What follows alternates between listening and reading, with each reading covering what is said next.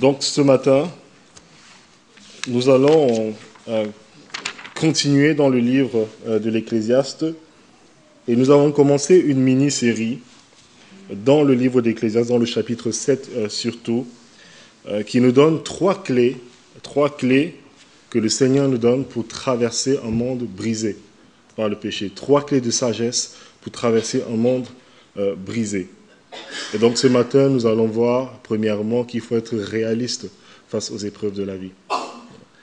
Donc Ecclésiaste 7, les 14 premiers versets. Une bonne réputation vaut mieux qu'un bon parfum, et le jour de la mort que le jour de la naissance. Mieux vaut se rendre dans une maison de deuil que dans une maison de festin, car telle est la fin de tout homme. Et celui qui est en vie peut ainsi se mettre à réfléchir. Mieux vaut le chagrin que le rire, car malgré un visage triste, le cœur peut être content. Le cœur des sages est dans la maison de deuil, et celui des hommes stupides dans la maison de joie. Mieux vaut entendre la menace du sage que d'écouter le chant des hommes stupides. En effet, le rire des hommes stupides ressemble au crépitement des épines sous la marmite. Cela aussi, c'est de la fumée. L'oppression peut rendre fou le sage, et les cadeaux provoquer la perte du cœur. Mieux vaut l'aboutissement d'une affaire que son début. Mieux vaut un esprit patient qu'un esprit arrogant. Ne t'irrite pas trop vite intérieurement, car l'irritation est le propre des hommes stupides. Ne dis pas « Comment se fait-il que les jours passés aient été meilleurs que ceux-ci » car ce n'est pas la sagesse qui te pousse à demander cela. La sagesse a autant de valeur qu'un héritage, et même plus, pour ceux qui voient le soleil. Car à l'ombre de la sagesse, on est abrité comme à l'ombre de l'argent. L'avantage de la connaissance, c'est que la sagesse fait vivre ceux qui la possèdent. Regarde ce que Dieu a fait. Qui pourra redresser ce qu'il a courbé ? Le jour du bonheur soit heureux, et le jour du malheur réfléchi. Dieu a fait l'un comme l'autre, afin que l'homme ne puisse absolument pas découvrir ce qui se passera après lui. Merci.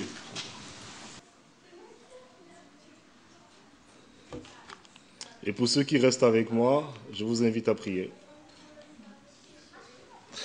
Seigneur, oui, comme ce chant vient de chanter, nous nous reposons sur toi, parce que nous savons que nous n'avons pas les ressources. Nous savons que, Seigneur, nous vivons dans un monde complètement détruit. Et qu'est-ce que ça fait du bien de savoir que Dieu, dans son amour, nous a envoyé le Fils. Merci de ce qu'il est la solution au cœur du problème de l'homme, notre péché. Oui, Seigneur, c'est de là que tout part. Et les conséquences que nous vivons, aussi douloureuses qu'ils soient, tu résous ce problème de péché. Et tu promets, Seigneur, que nous serons avec toi. Aide-nous donc à méditer sur la réalité de ce monde, mais surtout de garder les yeux fixés sur notre Seigneur et Sauveur Jésus-Christ. Amen. Nous continuons ce matin notre série d'études sur le livre de l'Ecclésiaste. Nous sommes maintenant au chapitre 7. C'est vraiment fascinant à quel point Dieu doit nous donner un livre pour nous enseigner la sagesse. Je ne sais pas pour vous, mais moi j'ai cruellement besoin de sagesse. J'ai fêté 31 ans de vie il y a quelques semaines, et quand je repense à ma vie, je n'ai pas souvent agi avec sagesse, avec discernement et avec recul. Parce que je n'ai pas appris ces choses. Je ne savais pas qu'il y avait dans la Bible un livre qui s'intéressait autant à l'expérience la plus basique de la condition humaine. Et c'est la raison pour laquelle, chers frères et sœurs, nous ne devons négliger aucun livre de la Bible, mais vraiment aucun. Nous devons accepter tout le conseil de Dieu. Quand Dieu décide de révéler quelque chose, c'est important pour notre vie ici-bas. Vous n'aurez pas assez de sagesse si vous ne lisez que les évangiles. Par exemple,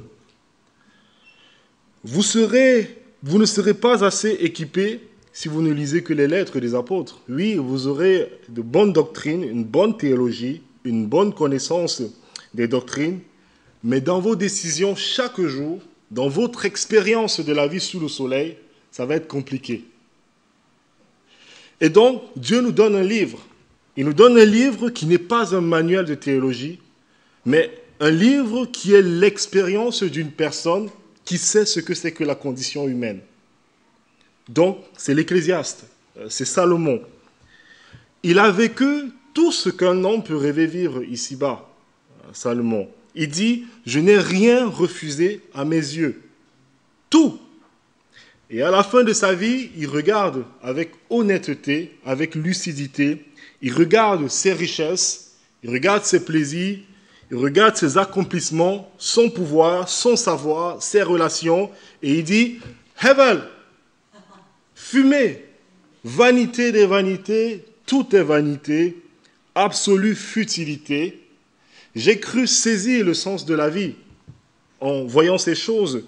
Et quand j'ai voulu saisir, tout n'était que fumée, vapeur, tout n'était que poursuite du vent. Mais pourquoi ça doit être comme ça?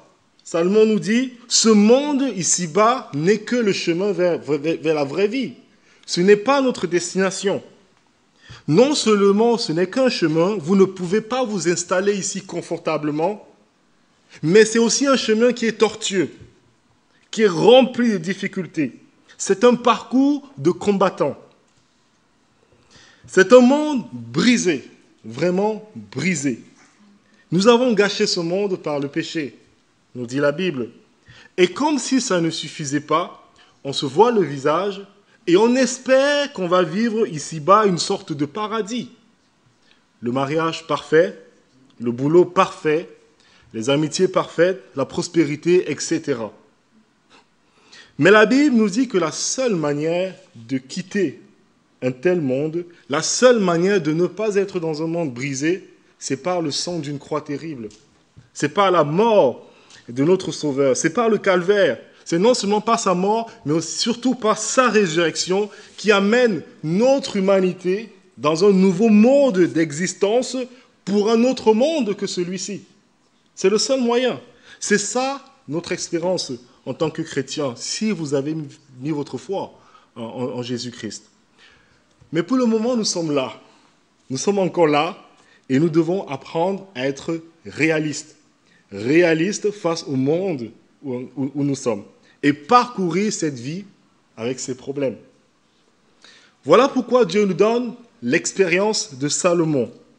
Si nous pouvons tirer une certaine sagesse de la vie de Salomon, alors nous pouvons trouver la part de joie, pas la joie absolue, mais la part de joie qui est à nous dans ce monde en tant que chrétiens. Donc ce matin, on va commencer ensemble donc une mini-série de 3 messages qui nous parlera de 3 clés pour parcourir, traverser un monde brisé. Donc voilà les 3 clés. La première clé, c'est ce que nous allons voir ce matin. La première clé, c'est soyons réalistes face aux problèmes de la vie. Si vous n'êtes pas réaliste face aux problèmes de la vie, vous ne pouvez pas parcourir ce monde. Ça, c'est la première clé. C'est ce que nous allons voir ce matin. Ensuite, la prochaine fois, soyons réalistes face à l'injustice et la méchanceté de ce monde. Et pour finir, soyons réalistes face à notre ignorance. On ne peut pas tout comprendre ici-bas. Parfois, quand l'épreuve arrive, pourquoi? Non, il n'y a pas eu d'explication parfois. Donc, soyons réalistes face à ces 3 choses. Réalistes face aux difficultés de la vie, réalistes face à l'injustice et la méchanceté, et réalistes face à notre propre ignorance et notre limite en tant que simple homme dans un monde complètement brisé. Donc, première chose ce matin, soyons réalistes face aux problèmes de la vie. Ce n'est pas évident. Ce n'est pas évident et la vie peut être parfois difficile pour certaines personnes. Et c'est peut-être votre cas ce matin. Je ne veux pas être indélicat. Mais vous savez que quand les problèmes, parfois, viennent dans notre vie, des épreuves très difficiles, et surtout ces épreuves qui durent dans le temps, dans notre vie, on a l'impression que ce n'est pas normal. Ce n'est pas normal. Mais c'est faux de penser comme ça. C'est tout à fait normal. Si ce n'était pas la chute de l'homme, si ce n'était pas le péché qui rentrait dans le monde, on pouvait dire ça. Mais dans un monde déchu, c'est exactement ce à quoi il faut s'attendre. C'est quelque chose qu'on doit apprendre en tant que chrétien, d'être des personnes réaliste face aux problèmes de la vie. Et donc l'Ecclésiaste va nous donner ce matin quatre étapes pour arriver à être ces chrétiens qui sont réalistes. Ces chrétiens qui sont réalistes face aux difficultés de la vie. Donc, la première étape pour être réaliste face aux difficultés de la vie, c'est accepter la réalité de la mort. Première chose, accepter la réalité de la mort. C'est les 4 premiers versets. Une bonne réputation vaut mieux que le bon parfum, et le jour de la mort vaut mieux que le jour de la naissance. Aucun doute, c'est bien l'Ecclésiaste. Mais ça, ce n'est qu'une entrée en matière, ce n'est qu'une introduction pour nous dire que la vie d'un être humain est dirigée par ce qui est plus important pour lui. La plupart des gens, c'est le confort personnel. Toutes les décisions de leur vie sont basées sur le confort. Et c'est ce qu'il entend ici par bon parfum. Vous savez, à l'époque, le luxe ou bien le confort, c'était les parfums. Ce n'était pas les parfums comme aujourd'hui, c'était plutôt des huiles parfumées. Ça servait à avoir une bonne odeur, mais surtout se rafraîchir. Et l'Ecclésiaste dit, il y a des choses qui sont plus importantes dans ce monde que le confort personnel. C'est-à-dire une bonne réputation, donc votre caractère. Le caractère est plus important que le confort. Et vous allez voir le lien avec la mort. Je continue. Mieux vaut aller dans la maison de deuil que d'aller dans une maison de festin, car c'est là la fin de tout homme, et celui qui vit prend la chose à cœur. Mieux vaut le chagrin que le rire, et avec un visage triste, le cœur peut être content. Le cœur des sages est dans la maison de deuil, et le cœur des insensés est dans la maison de joie. Vous savez que la mort est un tabou aujourd'hui pour les gens de ce monde. Combien de fois on voit des gens en fin de vie et leur famille ne veut surtout pas en parler. Il ne faut pas dire qu'il est à la fin de sa vie. Pourquoi? Parce que c'est un tabou. C'est une manière de ne pas accepter la réalité. Nous allons tous mourir un jour. Quand on pense à l'histoire de l'Occident, ces 50 dernières années, on n'est plus en contact avec la mort. On ne sait plus ce que c'est. Un historien qui s'appelle Philippe Ariès, il écrit un livre sur l'histoire de la mort en Occident. Et il dit quelque chose que je trouve très pertinent. Il dit, la mort est passée de la sphère privée, familiale, à la sphère institutionnelle et médicale. Autrefois, les gens mouraient à la maison, entourés de leurs proches. Mais aujourd'hui, nous avons relégué la mort dans des bâtiments spécialisés, loin de nos regards, comme si l'éloigner physiquement pouvait nous en protéger. On ne sait plus ce que c'est que mourir. Et on peut comprendre parce que les gens ne sont pas armés pour ce genre de choses. On n'a pas les moyens de faire face à ce genre de choses. Et encore, je trouve que ça va en Occident. Si vous venez d'une culture africaine ou en Europe de l'Est, c'est encore pire. Et pendant nos fiançailles, je me souviens, je réfléchissais sur la question de la mort et je me disais ce serait une bonne idée d'aborder la question avec ma fiancée, Erdona. Je viens d'une culture où ce n'est pas des choses qu'on aborde normalement, on ne discute pas de ce genre de choses. Et en Afrique, ça peut être compliqué quand quelqu'un meurt. Souvent, les familles sont déchirées pour des questions d'honneur, pour l'endroit où tu dois être enterré, parce qu'il y a tout un symbolisme derrière. Donc, ça peut être compliqué. Donc, la pauvre, je voulais la préparer en quelque sorte.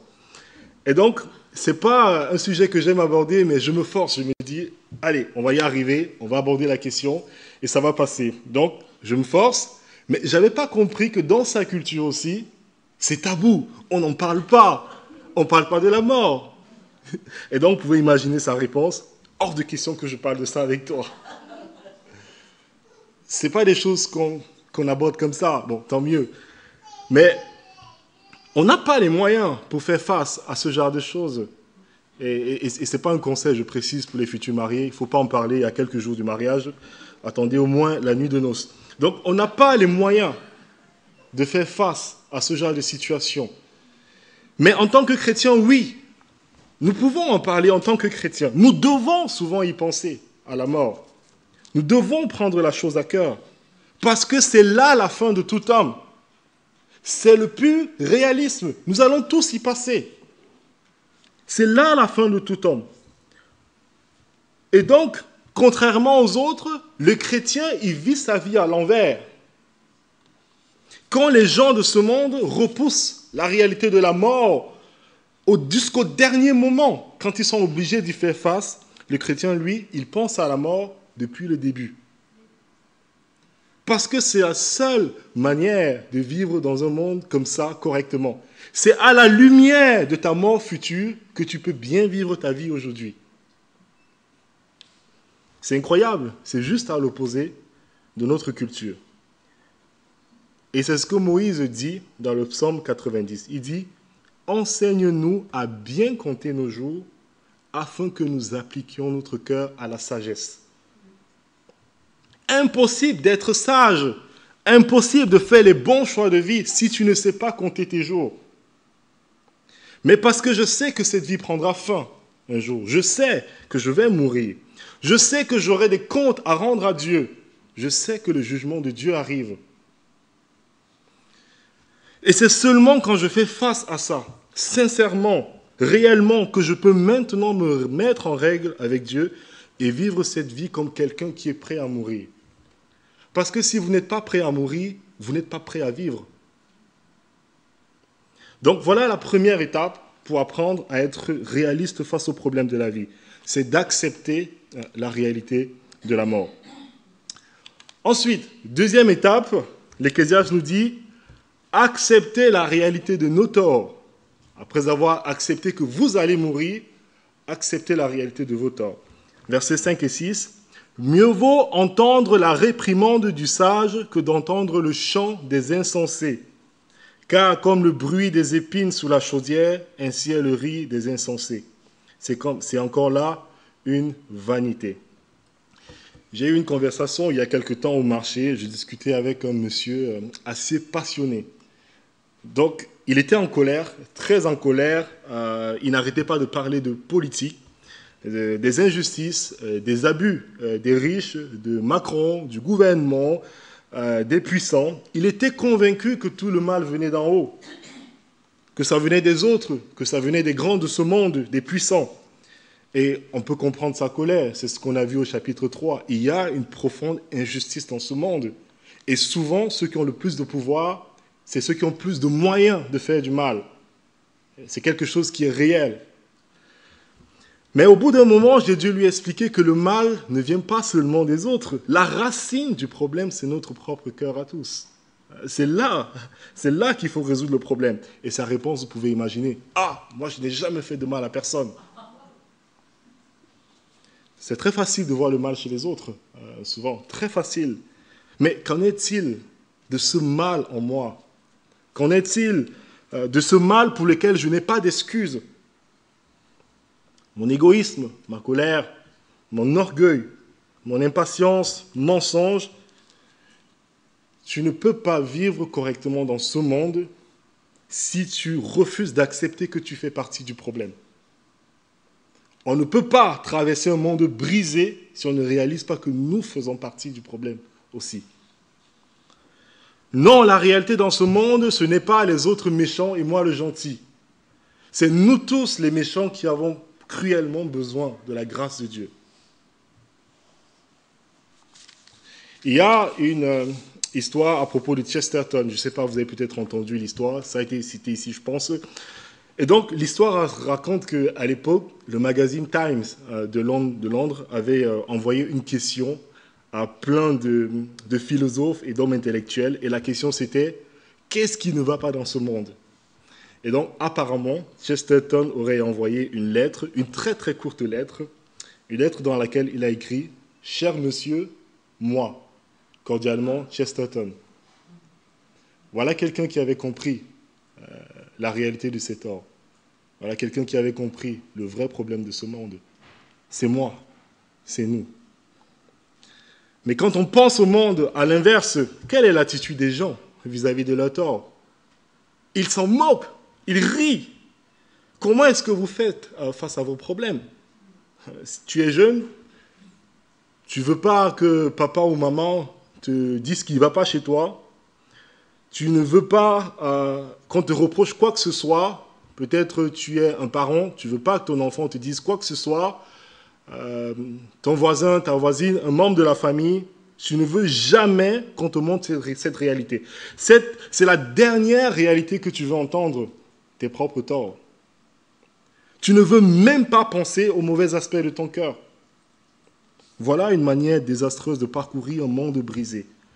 Si nous ne sommes pas réalistes face à notre propre cœur, nous ne serons pas réalistes non plus face au péché des autres. Et notre expérience sur le soleil va être encore plus difficile. Pourquoi? Parce que nous allons plus nous plaindre, nous allons moins pardonner, être moins patients et être finalement plus vulnérables au péché des autres, à leurs conséquences, à notre propre péché. On sera tellement préoccupé aux conséquences du péché qu'on va oublier simplement d'accepter la main tendue de Dieu qui nous dit « Je peux résoudre le problème ». Et le véritable problème, c'est ton cœur. Quelle manière désastreuse de traverser un monde brisé. Donc, pour un chrétien réaliste face au problème de la vie, étape 1, accepter la réalité de la mort. Étape 2, accepter la réalité de nos torts. Et maintenant, étape 3, accepter que la vie ne nous fera aucun cadeau. On parle d'être réaliste. Regardez les versets 7 à 12. L'oppression rend insensé et les présents corrompent le cœur. Ici, il parle de celui qui oppresse. Il ne parle pas de celui qui est oppressé. Vous vous souvenez que l'Ecclésiaste parlait de cette hiérarchie bureaucratique qui existe dans toutes les sociétés du monde. Vous savez, cette pyramide des classes sociales qui font que ceux qui sont au-dessous de la pyramide travaillent très dur, mais ceux qui en profitent, c'est ceux qui sont au-dessus de la pyramide. Et donc, l'Ecclésiaste dit, n'espérez pas que ça va changer. N'espérez pas que ça va changer parce qu'en général, quand on commence à oppresser, on s'y installe. Pourquoi? Parce qu'il y a plein d'avantages. Pensez, par exemple, aux fonctionnaires, il est dessous de table. Ah, ça fait beaucoup d'argent, il ne va pas arrêter comme ça. Pensez à ce gang qui oppresse et qui bloque tout un quartier pour vendre de la drogue. Ça rapporte beaucoup d'argent. C'est ce que l'Ecclésiaste dit. L'oppression rend insensé le sage et les présents corrompent le cœur. N'espérez pas que ça va changer. Je continue. Mieux vaut la fin d'une chose que son commencement. Mieux vaut un esprit patient qu'un esprit hautain. Ne te hâte pas en ton esprit de t'irriter, car l'irritation repose dans le sein des insensés. Ne dis pas, d'où vient que les jours passés étaient meilleurs que ceux-ci? Car ce n'est point par sagesse que tu demandes cela. La sagesse vaut autant qu'un héritage, et même plus pour ceux qui voient le soleil, car à l'ombre de la sagesse, on est abrité comme à l'ombre de l'argent. Mais un avantage de la science, c'est que la sagesse fait vivre ceux qui la possèdent. D'abord, le monde ne vous fera aucun cadeau. L'Ecclésiaste dit d'abord, tout projet que nous allons entreprendre, toute relation, toute entreprise dans cette vie sera inévitablement parsemé de difficultés, sans exception. La réalité, c'est que le monde est compliqué, c'est chaotique. Rien n'avance sans douleur, au point où l'Ecclésiaste doit dire « Mieux vaut la fin d'une chose que son commencement ». Ne vous attendez pas à ce que tout vous réussisse, simplement parce que vous êtes chrétien, dit l'Ecclésiaste. Et je sais qu'il y a une partie des évangéliques modernes qui vivent comme ça. Ils vivent comme s'ils étaient déjà au ciel, alors qu'ils sont encore dans un monde brisé. Chers frères et sœurs, l'Ecclésiaste appelle ça de l'orgueil. Regardez, c'est lui qui appelle, il dit, mieux vaut la fin d'une chose que son commencement, vaut mieux un esprit patient qu'un esprit hautain. Vous voyez le contraire de la patience, ce n'est pas l'impatience ici, c'est l'orgueil. Et l'orgueil, c'est de penser que je suis au-dessus des problèmes de la vie. Imaginez une personne qui entreprend un nouveau projet et tout le monde lui dit « ne fais pas ça ». Ça va être très difficile de se mettre à son compte dans cette ville. Et la personne répond, je sais, mais moi j'ai plein d'idées. J'ai plein d'idées, je veux y arriver. Je suis au-dessus de tout ça. C'est très audacieux. Mais c'est aussi très difficile parce qu'il y a une limite très mince entre l'orgueil et l'audace. Mais une chose est sûre, c'est que l'orgueilleux n'est pas réaliste. Il n'est pas réaliste. Il dit, moi je suis plus grand et je ne vais pas avoir des problèmes conséquents. Et quand la dure réalité de la vie arrive, il s'irrite. Verset 9. Ne te hâte pas en ton esprit de t'irriter, car l'irritation repose dans le sein des insensés. Mais celui qui est patient, il peut même être très audacieux. Celui qui est patient entre dans ses projets, tout en sachant qu'il y aura des épreuves. Et quand les problèmes arrivent, il n'est pas surpris. Il ne s'irrite pas. Il se dit, c'est normal. Et ça change tout. Ça change tout. Et voilà la sagesse. Une patience humble qui prend en compte la dure réalité de la vie. Cette vie est compliquée, chers frères et sœurs. Tout projet sera parsemé de difficultés. Ensuite, l'Ecclésiaste ajoute, non seulement toutes vos entreprises seront parsemées de difficultés, mais en plus, si vous voulez être réaliste, ne tombez pas dans le piège de la nostalgie du passé. Regardez verset 10. Ne dis pas d'où vient que les jours passés étaient meilleurs que ceux-ci, car ce n'est point par sagesse que tu demandes cela. Face aux épreuves de la vie, on se réfugie souvent beaucoup dans le passé. On fait tout ça, moi le premier. Mais c'est une manière de ne pas faire face à la réalité de la vie. Avant, c'était mieux. Toujours. Avant, il faisait bon vivre en France. Avant, quand j'étais jeune, tout allait mieux. Quand j'étais célibataire, c'était plus simple. Les premières années de mariage étaient tellement plus beaux. À l'époque du communisme, la vie était belle. J'ai entendu quelqu'un dire ça, je vous assure. Mais cette nostalgie du passé, c'est simplement une façon de ne pas faire face à la réalité de la vie. Si on regarde bien à l'époque aussi, il y avait des problèmes, il y avait des défis. Mais le problème quand on idéalise le passé, c'est qu'on prend seulement ce qui est bien et on oublie tous les problèmes qu'il y avait. Tout n'était pas rose à l'époque. Tout n'était pas parfait. Celui qui regrette sa vie de célibataire a oublié la solitude qu'il vivait à l'époque. Il a oublié qu'il soupirait après le mariage. Et maintenant, quand il obtient le mariage, qu'est-ce qu'il fait? Il fait le contraire. Il soupire après le célibat. Constamment en train de courir vers un absolu qui n'existe pas. C'est une manière de ne pas faire face à la réalité. Celui qui regrette son ancien poste a oublié toutes les frustrations qu'il vivait au travail. La vie est assez difficile comme ça, dit l'Ecclésiaste. Le mécontentement nostalgique du passé vous vole le peu de joie que Dieu vous donne aujourd'hui, même dans vos épreuves. Et ça nous empêche de voir la bonté de Dieu, les bonnes choses que Dieu nous donne au cœur de nos problèmes. Parce que nous sommes toujours en train de chercher un absolu qui n'existe pas. Mais voici ce que devrait être notre attitude. C'est simplement accepter que chaque saison de la vie, avec ses joies et ses peines, est un don de Dieu. Chaque saison est un don de Dieu. Il n'y a pas de passé idéal, il n'y a pas de présent parfait, il n'y a que le chemin tortueux de cette vie et un Dieu complètement souverain. Et ce sera ça notre dernier point, ce sera assez court. Donc, pour être un chrétien réaliste, souvenez-vous, première étape, accepter la réalité de la mort. Deuxième étape, accepter la réalité de nos torts. Troisième étape, accepter que la vie ne vous fera aucun cadeau. Et pour finir, quatrième étape, accepter humblement que c'est Dieu qui orchestre vos circonstances. Verset 13, regardez avec moi. Regarde l'œuvre de Dieu. C'est l'œuvre de Dieu. Qui pourra redresser ce qu'il a courbé?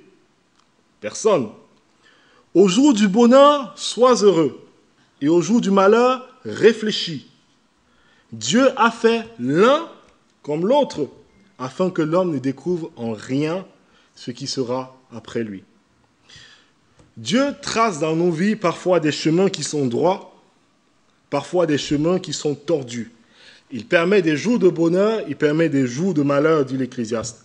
Et souvent, le problème arrive quand on veut redresser ce qui est tordu. Quand on veut réparer ce qui est irréparable, quand on veut contrôler ce qui n'est pas en notre pouvoir. C'est là que les problèmes viennent. Mais la sagesse consiste en deux choses, dit l'Ecclésiaste ici. Premièrement, reconnaissez que Dieu a fait l'un comme l'autre. C'est Dieu qui a fait l'un comme l'autre. Au jour du bonheur, réjouis-toi, remercie le Seigneur pour sa bonté avec toi. Mais au jour du malheur, arrête-toi et réfléchis. Ce malheur, ce revers, cette difficulté que tu traverses, réfléchis bien. Ce n'est pas un accident. C'est Dieu qui en est à l'origine, dit l'Ecclésiaste. Ce n'est pas un accident. S'il a permis, c'est que cette épreuve a une place dans ton pèlerinage ici-bas. Il y a une raison. Dieu est peut-être en train d'opérer quelque chose dans ta vie. Il y a quelque chose de très sage que Eliette a dit hier aux jeunes. Elle a dit, Dieu ne donne jamais des épreuves pour nous briser. Jamais. Mais c'est toujours pour une raison. Pour nous réveiller. Pour nous réveiller. C'est pour nous rappeler que ce monde n'est pas notre destination. Ce n'est que le chemin. C'est pour éviter qu'on puisse s'asseoir sur le chemin confortablement, mais qu'on puisse aller à la destination. Cette vie n'est pas notre vrai chez nous. Et si vous connaissez dans votre entourage quelqu'un qui a vécu une vie sans problème, qui a été choyé, qui a été gâté toute sa vie, qui ne sait pas ce que c'est que la maladie, qui ne sait pas ce que c'est que de perdre un proche, qui ne sait pas ce que c'est que la déception dans une relation ou même d'être maltraité, souvent vous voyez une personne superficielle et probablement insupportable. Pourquoi ? Parce que la sagesse naît des larmes et des épreuves.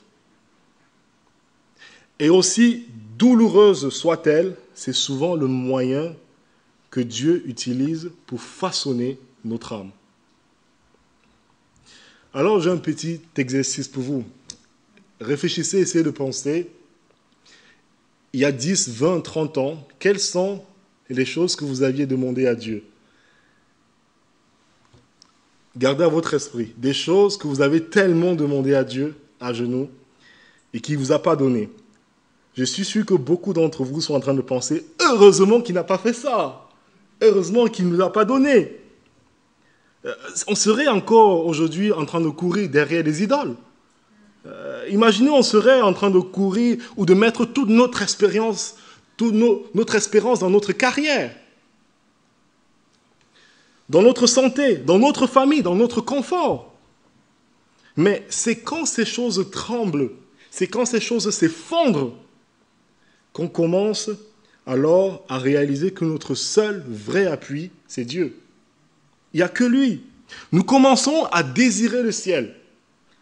Nous commençons à soupirer après cette cité céleste, ce monde de gloire que nous avons en héritage en Jésus-Christ. Donc, Dieu a fait l'un comme l'autre, le jour de bonheur comme le jour de malheur, et c'est utile, les deux, pour le chrétien. Donc, première chose, accepter que Dieu a fait l'un comme l'autre. Et deuxième chose, il ajoute, afin que l'homme ne découvre en rien ce qui sera après lui. Je suis d'accord avec vous, ce n'est pas facile d'être réaliste dans un monde comme celui-ci. Quand je vois ce monde qui est tellement brisé, quand je vois que tout ce que j'entreprends est douloureux et difficile, quand je réalise que je n'ai aucun contrôle sur les circonstances, quand à chaque fois que je pense avoir trouvé une solution, j'ai l'impression d'être en train d'essayer de redresser ce que Dieu a tordu. Quand tu penses à ta vie, à tes défis, tu as juste envie de tout abandonner et de sombrer dans la dépression. Tu n'as pas choisi ta vie. Tu n'as pas choisi ta famille. Tu n'as pas choisi ton niveau d'éducation. Tu n'as pas choisi ton pays d'origine. Tu n'as pas choisi ta couleur de peau, encore moins ta culture. Tu n'as pas choisi ton travail. Peut-être tu as eu le premier travail qu'on t'a donné et maintenant il y a des conséquences sur ta santé. Tu as été trahi par la personne que tu aimes le plus. Ton époux et maintenant ton mariage est brisé. Tu as dû fuir et recommencer ta vie ailleurs à cause de la guerre. Une guerre que tu ne comprends même pas. Quel que soit votre problème ce matin, si tu es fatigué, tu n'as plus de force, je veux que tu saches qu'aucun espoir n'est perdu. Aucun espoir n'est perdu. Pourquoi? Parce que nous ne savons pas ce que demain nous réserve. Vous ne pouvez pas savoir ce que demain nous réserve. Dieu a volontairement mis un voile sur l'avenir. C'est ça. Dieu a fait l'un comme l'autre afin que l'homme ne découvre en rien ce qui sera après lui. C'est un détail important. Parce que nous ne savons pas de quoi demain est fait, nous sommes obligés de marcher avec foi aujourd'hui. Si j'avais tout au sujet de mon futur, et imaginez que je pouvais voir le reste de ma vie sur un écran, il y a deux possibilités. Soit je deviendrais l'homme le plus orgueilleux du monde, soit je tomberais tout simplement en dépression à la vue de ce que Dieu me réserve. Si Joseph savait qu'il allait finir premier ministre de la plus grande puissance mondiale à l'époque, je pense qu'il aurait été très orgueilleux. Et si Joseph avait su qu'il allait passer par 13 années d'esclavage pour y arriver, je pense qu'il aurait fondu en dépression. Mais parce qu'il ne savait en rien ce qui sera après lui, il a été un homme de foi, humble, patient dans l'adversité. Et c'est ça la limite que Dieu a placée chez nous. Parce que vous ne pouvez pas savoir ce qui vous attend, vous n'avez pas le droit de sombrer. Vous devez continuer à mettre votre foi en Dieu, parce qu'il a vos circonstances entre ses mains. Vous ne savez pas ce que demain vous réserve. Dans le monde, depuis toujours, les hommes essaient de contourner cette limite-là. On essaie de voir ce qui va se passer demain. On consulte des voyants, des astrologues, on lit l'horoscope en espérant avoir un aperçu de demain.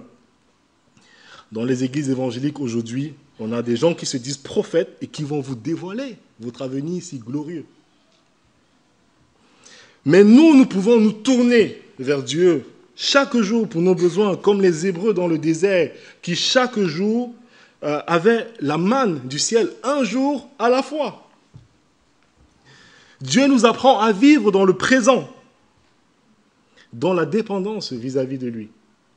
Et quand nous voulons des garanties, chers frères et sœurs, Dieu nous promet simplement d'être avec nous. Quand nous voulons avoir des détails du chemin, il nous promet de nous prendre par la main. Comme le peuple d'Israël était conduit dans le désert par la colonne de nuée pendant la journée et la colonne de feu pendant la nuit, de la même manière, Dieu nous prend par la main le long du chemin de cette vie, de ce monde brisé. Il nous prend par la main et alors que nous apprenons à être des chrétiens réalistes. C'est lui qui nous conduit. Bon, je vais juste conclure avec ces quelques paroles. Nous avons vu qu'il faut être réaliste face aux problèmes de la vie. Et nous sommes en train de marcher dans un monde qui sera impitoyable avec nous. On ne peut pas espérer que parce qu'on est chrétien, nous sommes au-dessus du lot. On vit dans une sorte de bulle où on n'est pas affecté par les problèmes de la vie. Non, ce n'est pas vrai. Mais la première clé pour traverser un monde brisé avec sagesse, c'est simplement de reconnaître, d'être réaliste. Et on a dit, ce n'est pas facile. La réalité peut être cruelle pour certaines personnes. Mais voici la bonne nouvelle, c'est que nous n'avons pas besoin de marcher tout seul. Nous n'avons pas à marcher tout seul. Notre Seigneur Jésus est venu sous le soleil. Il est venu porter nos problèmes, notre adversité. Il est l'homme de douleur, la Bible dit, il est l'homme de douleur habitué à la souffrance. Il a pris sur lui nos peines, nos fardeaux, nos angoisses, nos déceptions. Oui, sur la croix, il a souffert la plus grande des souffrances. Il a connu la trahison, il a connu l'abandon, l'injustice, la honte et même la mort, afin que nous soyons délivrés de tout ça. Mais ne me comprenez pas mal. Quand je dis que Christ nous délivre de nos difficultés, de nos problèmes, ça ne veut pas dire que vous n'aurez pas de problème. Non. Ça veut tout simplement dire que vos adversités ne seront plus vaines. Vos problèmes auront maintenant un sens. Parce que Christ a résolu une fois pour toutes le problème de notre péché et ses conséquences sur la croix. Chacune de vos souffrances a maintenant un sens. Ils ne sont plus là pour vous détruire, mais ils sont là pour vous façonner, pour vous conduire vers l'héritage que Dieu réserve à ses enfants. Chaque difficulté dans votre vie a un sens maintenant. Un corps incorruptible, immortel, dans une nouvelle terre et des nouveaux cieux, dans la présence parfaite de Dieu. Voilà ce que Dieu est en train de faire pour vous à travers vos difficultés. Tout mal que vous allez vivre ne sera pas là pour vous détruire, mais il sera là pour vous garantir cet héritage, dit le Seigneur. Et nous pouvons dire maintenant avec Paul, toute chose concourt au bien de ceux qui aiment Dieu. Tout, absolument tout. Alors j'ai envie de dire, tenez bon, vous allez y arriver. Je connais les difficultés de certains d'entre vous, des souffrances qui sont parfois difficiles à porter au quotidien. Et je vous assure, je n'ai pas les moyens, ni la capacité de vous aider parfois. Et d'ailleurs, j'ai moi-même besoin d'aide. J'ai trop de problèmes. Mais s'il y a une chose dont je suis sûr et que j'aimerais partager avec vous pour vous encourager, simplement, c'est que cette situation dans laquelle vous vous trouvez maintenant, ce matin, cette situation-là, c'est exactement l'endroit où le Seigneur veut vous rencontrer. C'est là que le Seigneur vient vous rencontrer. C'est là qu'il va vous donner le pardon, la miséricorde. C'est là qu'il va vous donner la compassion. Il va vous donner la patience dans cette épreuve, la paix, la confiance en lui, surtout. Alors, je vous invite simplement à lever les yeux vers lui, lever les yeux vers le Seigneur, car en Christ, la victoire est déjà acquise. Et un jour, c'est une garantie, un jour, il essuiera toutes les larmes de vos yeux. Amen.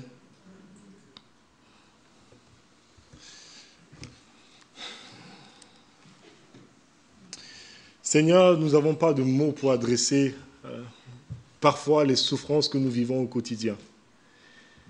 Et oui, nous n'avons pas de réponse. Et parfois, c'est difficile pour certains de concevoir qu'un Dieu aussi bon que toi peut permettre la difficulté. Mais quand nous regardons Christ à la croix, il n'est pas resté indifférent. Il n'est pas resté sur son trône d'ivoire à regarder souffrir, mais lui-même, il a connu notre misère. Il est l'homme de douleur habitué à la souffrance. Il a souffert la pire des souffrances, afin que nos souffrances à nous ne puissent plus nous détruire, mais nous garantir son héritage. Nous te remercions, Seigneur, de ce que ça, c'est notre espérance. Et un jour, oui, tu viendras nous consoler. Nous te prions donc de nous donner la patience nécessaire dont nous avons besoin, Seigneur, pour traverser nos difficultés. Donne-nous d'être réalistes et de faire face à cette vie comme toi tu l'as fait. Oui, tu as été brisé. Des hommes t'ont insulté, ils t'ont craché dessus, ils ont tiré ta barbe. Tu savais ce que c'est que le cœur de l'homme. Mais tu as été réaliste. Tu es venu, tu as porté cela pour nous garantir la joie et la paix éternelle. Seigneur, nous avons besoin de toi. Viens habiter dans nos cœurs et donne-nous, Seigneur, un cœur patient et humble, sachant que tu es souverain. C'est toi qui permets l'adversité. Oui, tu as fait le jour de bonheur comme le jour de malheur. Et nous t'en sommes reconnaissants pour cela. Le Dieu que nous servons n'est surpris par rien du tout. Et chaque chose qui arrive dans notre vie est dirigée, orchestrée par lui pour faire concourir toutes choses à notre bien. Un bien éternel, un bien qui ne se perdra jamais. Nous te remercions, Seigneur, pour cela, au nom de Jésus-Christ, le Fils, par qui tu as scellé tout cela. Amen. Je vous invite à vous lever et on va chanter « Mon Dieu est si bon, il prend soin de moi ».